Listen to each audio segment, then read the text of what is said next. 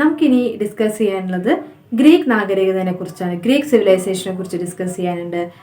Greek സിവിലൈസേഷൻ്റെ first ചാപ്റ്ററാണ് ഹൊമറിക് age എന്ന് പറയുന്നത്. ഹൊമറിക് ഏജിൽ ഗ്രീസിനെ കുറിച്ചുള്ള ഒരു ഇൻട്രൊഡക്ഷൻ കാര്യങ്ങളാണ് പറയുന്നത്.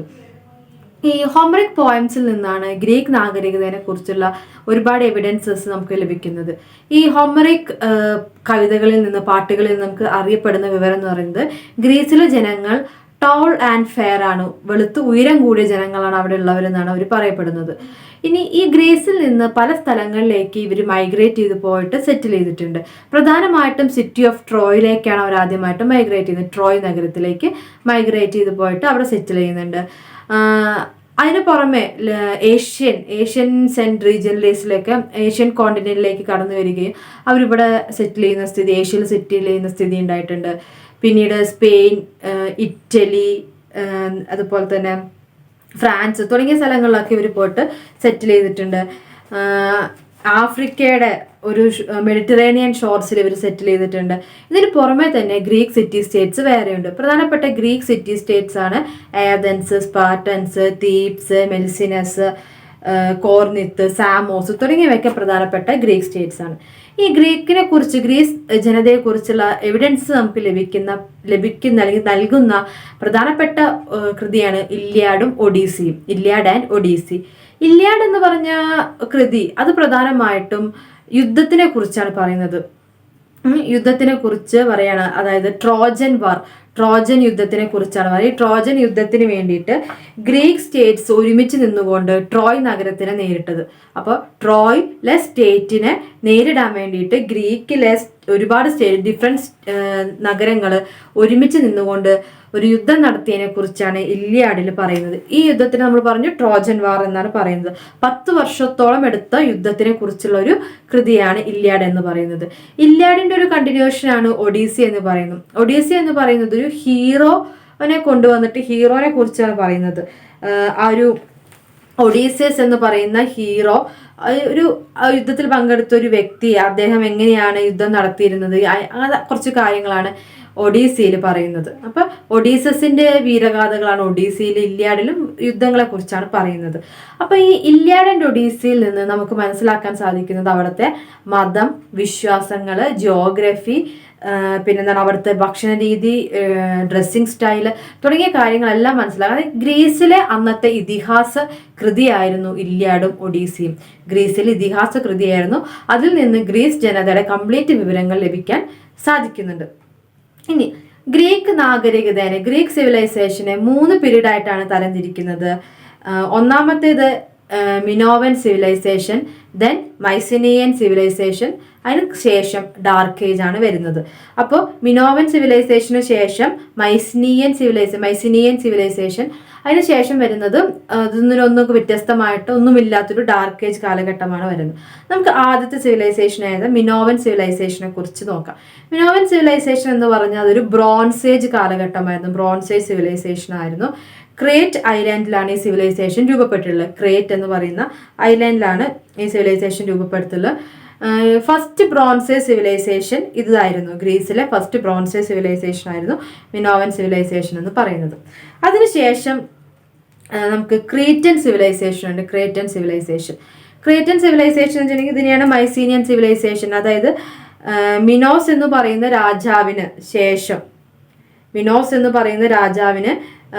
ശേഷം വന്നിട്ടുള്ള ഒരു കാലഘട്ടം, അത് ആ കാലഘട്ടത്തിന് ക്രീറ്റൻ സിവിലൈസേഷൻ എന്നാണ് രേഖപ്പെടുത്തുന്നത്. അപ്പം മിനോസ് എന്ന രാജാവിന് ശേഷം വന്ന കാലഘട്ടം, അതാണ് മിനോവൻ സിവിലൈസേഷൻ എന്ന്, അല്ലെങ്കിൽ ആ ഒരു ക്രീറ്റൻ സിവിലൈസേഷൻ എന്നുള്ളതുകൊണ്ട് ഉദ്ദേശിക്കുന്നത്.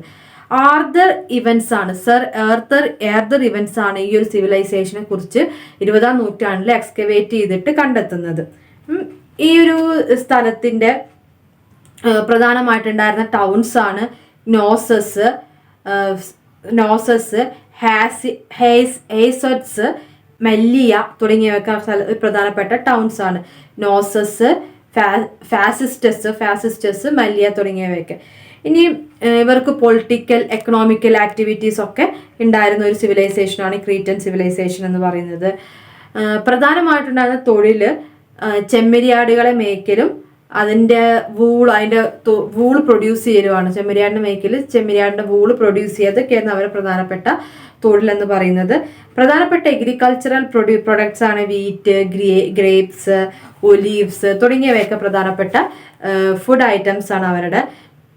അവിടെ റൂറൽ ആയിട്ടുള്ള ഏരിയാസും ഉണ്ട്, അതേസമയം സിറ്റീസും, അങ്ങനെ എല്ലാതും കൂടെ മിക്സ് ആയിട്ടുള്ള സെന്ററാണ് ഈ ക്രീറ്റൻ സിവിലൈസേഷനിൽ കാണാൻ സാധിക്കുക.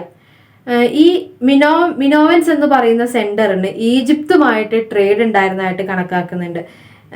മിനോവൻസിന് ഈജിപ്തുമായിട്ട്, പിന്നെ എനാറ്റോലിയ, ലെബനീസ്, അങ്ങനത്തെ ഒരുപാട് സ്ഥലങ്ങളുമായിട്ട് ട്രേഡ് ആക്ടിവിറ്റീസ് ഈ മിനോവസ് എന്ന് പറയുന്ന സ്ഥലത്തിന് ഉണ്ടായിരുന്നു. അവിടെ ഒരു സ്ക്രിപ്റ്റ്, അവർക്കൊരു സ്ക്രിപ്റ്റ് ഉണ്ടായിരുന്നു, അവർ കാര്യങ്ങൾ കൺവേ ചെയ്യാനും ഒക്കെ ഒരു സ്ക്രിപ്റ്റ് ഉണ്ടായിരുന്നു. പക്ഷെ അത് ഇതുവരെ വായിച്ചെടുത്തിട്ടില്ല. അൺഡെസിഫേർഡ് സ്ക്രിപ്റ്റ് ആണ് അവിടെ ഉള്ളത്. അവരതിനെ എ എന്നൊക്കെയാണ് പ്രൊനൗൺസ് ചെയ്യുന്നത്. എ എന്നൊക്കെയാണ് അവരുടെ സ്ക്രിപ്റ്റിനെ അവർ പറയുന്നത്. എ എന്നുള്ള സ്പെല്ലിങ്ങിലാണ് അവർ ഡിനോട്ട് ചെയ്യുന്നത്. അത് ഇതുവരെ വായിച്ചെടുക്കാത്തൊരു സ്ക്രിപ്റ്റാണ്. ഇനി അവരുടെ ആർട്ട് എന്ന് പറഞ്ഞാൽ, ക്രീട്ടൻ ആർട്ട് എന്ന് പറഞ്ഞാൽ അവരുടെ ഫ്രീഡത്തെ കുറിച്ചിട്ടും ജനങ്ങളുടെ മറ്റു ആവശ്യങ്ങളെ കുറിച്ചിട്ടൊക്കെയാണ് അവരുടെ ആർട്ട് പ്രധാനമായിട്ടും നിലനിന്നിട്ടുള്ളത്. പെയിന്റിങ്ങിനും പ്രാധാന്യം കൊടുത്തിട്ടുണ്ട് ക്രീറ്റൻ സിവിലൈസേഷൻ.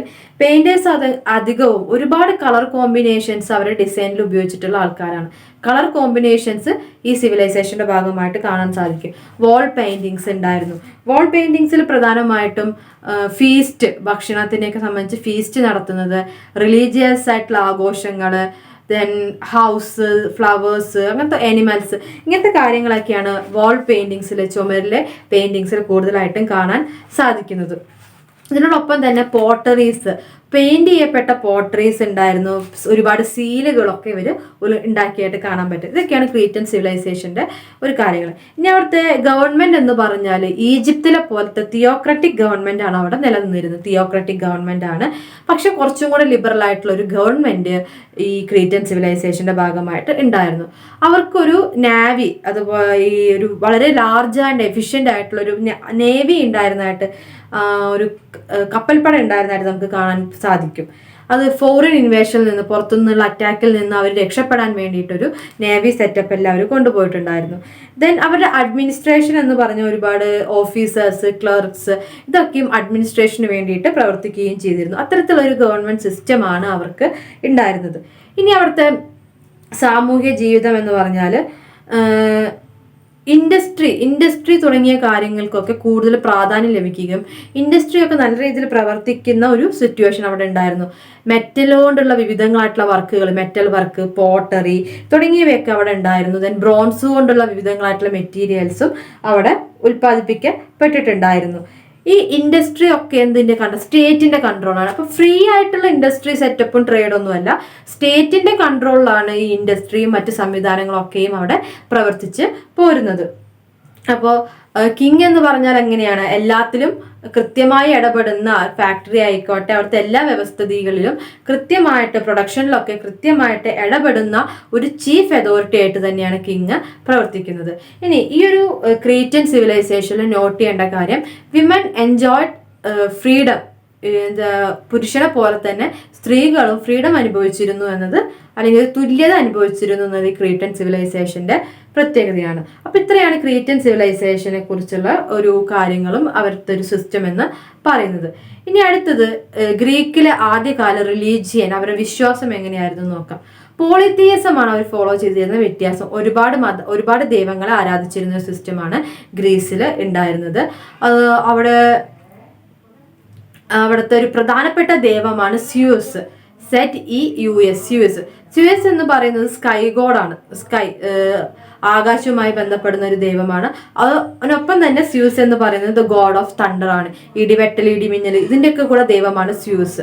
അപ്പൊ സ്യൂസ് സ്കൈ ഗോഡുമാണ്, ഗോഡ് ഓഫ് തണ്ടറുമാണ് പ്രധാനപ്പെട്ട ദൈവം. അടുത്തൊരു ദൈവമാണ് അപ്പോളോ. അപ്പോളോ എന്ന് വെച്ചിട്ടുണ്ടെങ്കിൽ സൂര്യദേവനാണ്, സൺ ഗോഡാണ് അപ്പോളോ. മറ്റൊരു ഗോഡാണ് അഥീന, ATHENA. അഥീന എന്ന് പറയുന്നത് യുദ്ധത്തിന്റെ ദേവതയാണ്, വിമൻ ഗോഡാണ്, യുദ്ധത്തിന്റെ ദേവതയാണ്. അതിനോടൊപ്പം തന്നെ കൈത്തൊഴിലുകള്, പാതാളം, അങ്ങനത്തെ ഒരുപാട് സംഭവങ്ങളുടെ ദേവത കൂടിയാണ് അഥീന എന്ന് പറയുന്നത്. ഗ്രീക്സിനെ സംബന്ധിച്ചിടത്തോളം മനുഷ്യനും ദൈവവും തമ്മിലുള്ള വ്യത്യാസം എന്ന് പറഞ്ഞാൽ മനുഷ്യൻ മരിക്കും, ദൈവം മരിക്കില്ല, ഇമ്മോർട്ടൽ. ആ ഒരു വ്യത്യാസമേ ഉള്ളൂ. അവർ ദൈവത്തിനെ വിശ്വസിക്കുമ്പോൾ ഒരിക്കലും എന്തെങ്കിലും തിരിച്ചു കിട്ടും, അല്ലെങ്കിൽ ദൈവം നമ്മളെ ശിക്ഷിക്കുമെന്നോ ദൈവം നമ്മൾക്ക് നല്ലത് തരുമെന്നോ അങ്ങനത്തെ വിശ്വാസത്തിന്റെ അടിസ്ഥാനത്തിലല്ല ഇവർ ദൈവത്തിന് അങ്ങനെ എന്തെങ്കിലും കിട്ടുമെന്ന് പ്രതീക്ഷിച്ചിട്ടല്ല ഇവർ ദൈവത്തിനെ വിശ്വസിച്ചിരുന്നത്. അപ്പോൾ ഒരു പ്രതിഫലത്തിന് വേണ്ടിയിട്ട് ദൈവത്തിനെ ആശ്രയിക്കുന്ന രീതി ഇവർക്ക് ഉണ്ടായിരുന്നില്ല. അതിനോടൊപ്പം തന്നെ ഇവരുടെ ശവ കത്തിച്ച് കളയുകയായിരുന്നില്ല, ഡെഡ് ബോഡി കത്തിച്ച് കളയുകയല്ല ചെയ്യുക, സംസ്കരിക്കുക രീതിയാണ് ഇവർക്കുള്ളത്. അതുപോലെ തന്നെ ഇവർക്ക് മരണത്തിന് ശേഷമുള്ള ജീവിതത്തിൽ വിശ്വാസമില്ല. അങ്ങനെ ഒരു ജീവിതമുണ്ടെന്നോ അതിന് വേണ്ടിയിട്ട് കാര്യങ്ങൾ ശേഖരിച്ച് വെക്കുക. ഇപ്പോൾ ഈജിപ്തിലൊക്കെ പോലെ ഒരുപാട് ഐറ്റംസ്, ഒരുപാട് സാധനങ്ങൾ ഈ മരണത്തിന്റെ സ്ഥലത്ത് കൊണ്ടു വെക്കുക, അങ്ങനത്തെ രീതികളൊന്നും ഈ ഒരു കാലഘട്ടത്തിൽ ഇവർക്ക് ഉണ്ടായിരുന്നില്ല. They are not care about life after death. Life after death അവർ ശ്രദ്ധിച്ചിരുന്നില്ല. അതുപോലെ തന്നെ ദൈവത്തിൽ നിന്ന് പ്രതിഫലം ലഭിക്കുമെന്നോ അതുകൊണ്ട് തന്നെ എന്തില്ല, അവിടെ ഒരു പ്രൊഫഷണൽ ദൈവത്തിന് വേണ്ടിയിട്ട് പൂജ ചെയ്യുന്ന ഒരു വ്യക്തിയില്ല. ഇപ്പോൾ ഒരു പൂജാരി, ഒരു പ്രീസ്റ്റ്, ഒഫീഷ്യൽ പ്രൊഫഷണൽ പ്രീസ്റ്റ് ആ കാലഘട്ടത്തിൽ ഗ്രീസിൽ ഉണ്ടായിരുന്നില്ല. അതുപോലെ തന്നെ അവർക്ക് ടെമ്പിൾ വർഷിപ്പും കുറവായിരുന്നു. ടെമ്പിൾസ് ഉണ്ടായിരുന്നു, ദൈവം വന്നു പോകുന്ന, ദൈവം വരുന്ന ഒരു സ്ഥലം എന്നൊക്കെ അവർ വിശ്വസിച്ചിരുന്നെങ്കിലും ടെമ്പിൾസിൽ പോയിട്ട് ആരാധനാലയങ്ങളിൽ ചെന്ന് ആരാധിക്കുന്ന ഒരു രീതി അവർക്ക് ഉണ്ടായിരുന്നില്ല. പക്ഷെ അവർക്ക് ഒറാക്കിൾസിൽ വിശ്വാസം ഉണ്ടായിരുന്നു. ഒറാക്കിൾ എന്ന് വെച്ചാൽ വെളിപാടുകളിൽ ഗ്രീക്സ് ഒരുപാട് വിശ്വസിച്ചിട്ടുണ്ടായിരുന്നു. അവരുടെ ഒരു വെളിപാടിന്റെ ഒരു ഇതാണ് ഡെൽഫിക് ഒറാക്കിൾ എന്നാണ് പറയുക. എന്താണ് ഡെൽഫിക്, DELPHIC, ഡെൽഫിക് ഒറാക്കിൾ എന്നാണ് അവരുടെ വെളിപാടുകൾ തന്നെ പറയുന്നത്. അത് ഗ്രീസിലെ ഡെൽഫി എന്ന് പറയുന്ന ഒരു പ്ലേസിൽ അപ്പോളോ ഗോഡിനെ അവർ നടത്തുന്ന ആ അപ്പോളോ ഗോഡുമായി ബന്ധപ്പെട്ടിട്ടുള്ള വെളിപാടുകളാണ് ഇവർ വിശ്വസിക്കുന്നത്. അപ്പോൾ ദൈവത്തിൽ നിന്ന് വെളിപാടുണ്ടാവുന്നു, അങ്ങനത്തെ കുറച്ച് കാര്യങ്ങളാണ് അതിൽ വെളിപാടുകൾ അവരങ്ങനെ വിശ്വസിച്ചിരുന്നു എന്നാണ് പറയുന്നത്. അപ്പോൾ ഇതായിരുന്നു അവിടുത്തെ റിലീജിയസ് ആയിട്ടുള്ള മെയിൻ കാര്യങ്ങൾ എന്ന് പറയുന്നത്.